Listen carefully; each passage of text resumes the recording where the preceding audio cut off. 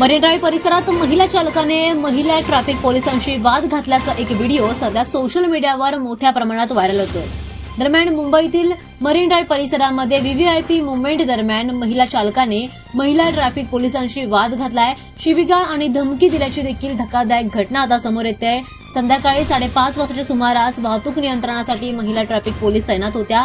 त्यावेळी रस्त्यावर उभी असलेली एक कार बाजूला घेण्यास सांगितल्यावर संबंधित महिला चालक संतापली आणि तिने या पोलिसांशी वाद घालायला सुरुवात केली। दरम्यान या वादादरम्यान त्या महिलेने महिला पोलिसांना अर्वाच्य भाषेमध्ये शिवीगाळ करत धमकी दिल्याचा देखील आरोप करण्यात आला। स्वतःला एका राजकीय नेत्याची नातेवाईक असल्याचं सांगत दबाव टाकण्याचा प्रयत्न केल्याची माहिती यातून समोर येते। या घटनेनंतर या महिला ट्रॅफिक पोलिसांनी मरीन ड्राईव्ह पोलीस ठाण्यामध्ये तक्रार दाखल करण्यासाठी धाव घेतली आणि या प्रकारामुळे आता पुन्हा एकदा कर्तव्यावर असलेल्या महिला पोलिसांच्या सुरक्षिततेचा प्रश्न आता पुन्हा एकदा ऐरणीवर आलाय। सध्या या प्रकरणात या महिलेवर कारवाई होणार की नाही याकडे सगळ्यांचं लक्ष लागलंय।